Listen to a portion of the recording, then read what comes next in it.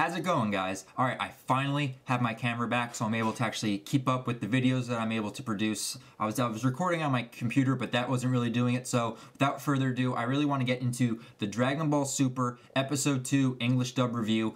I love watching it, actually just getting to sit down on a Saturday night and being able to watch it on Toonami. It's very nostalgic for me, and I just love the fact that it's the first showing, or at least the first show once Toonami starts, and that is just really cool to see. So again, episode 2 is a very simple episode. It's more slice of life. We get to see the characters throughout their day-to-day routines. There's not much fighting going on right now, but this episode basically dives into 3 main parts, where we have Vegeta on vacation with his family, we have Goku going to King Kai's and continuing his training, and then we also have Beerus and Whis. So Beerus and Whis is a part of the episode where we're starting to see how threatening and how powerful these two characters are, and we're going to see it as they begin to approach our main characters, the Z Fighters, and what that's going to entail. So honestly, if you've seen Battle of Gods and Resurrection of F, you already know the plot points of what's going to be happening so far for this English dub until we get into like the episode 30s, but I'm still enjoying it because I haven't seen those yet, so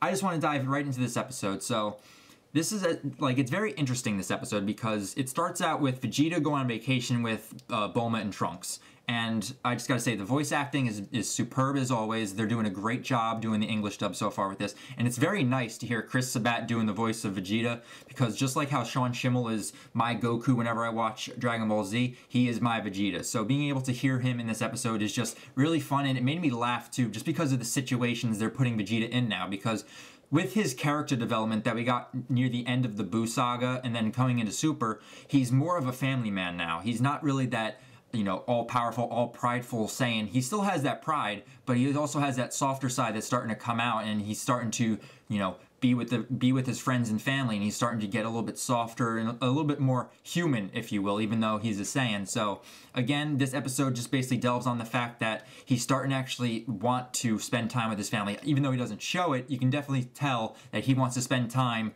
with Bulma and Trunks. However, this is also getting in the way of him trying to, train and actually surpass Goku. So as Super is starting to demonstrate right now, and as the end of Z told us, we know that he admitted that Goku was stronger than him, and that was a very big step and a huge character development moment for Vegeta. So now in Super, what we have is Vegeta realizing that Goku is stronger, but now he has that goal to where he actually wants to surpass Goku. So Super is obviously Vegeta's time to shine, to where his mission is to surpass Goku.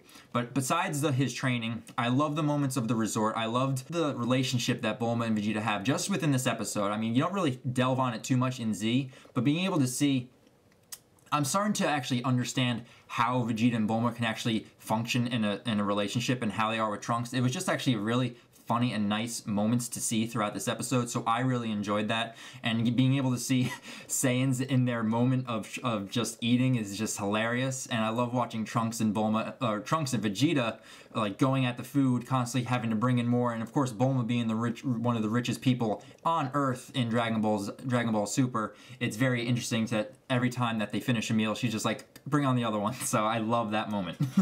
And we also got a really nice flashback to Z, which I really enjoyed. I mean, the animation, you can tell, is way different, because I think they're using it from either Dragon Ball Z or Dragon Ball Z Kai. I'm not really sure, and they probably overdubbed it with whatever was in this episode, so it's probably not original dialogue that was used in Dragon Ball Z, but I thought that still was a nice moment, and it was also very nostalgic to have that moment in there, to where he was, he promised Trunks to go to an amusement park, and now he's fulfilling that promise and actually going one step beyond, where they're actually going to a resort. So I really enjoyed that moment. Other parts of this episode, we have Goku going to King Kai's, and it's actually very funny to see Sean Schemmel, going back and forth with just him, because he voices both Goku and King Kai, and that's just it was a really fun moment to see, watching Goku just chow down and appear on King Kai's planet, and then, King Kai has to crash his car into his house. He's got to repair it, and now what we have right now is Goku preparing to train. He wants to get stronger so that way he can protect his friends and family if there was any other threats to appear. And as we know, since this is the beginning of Super,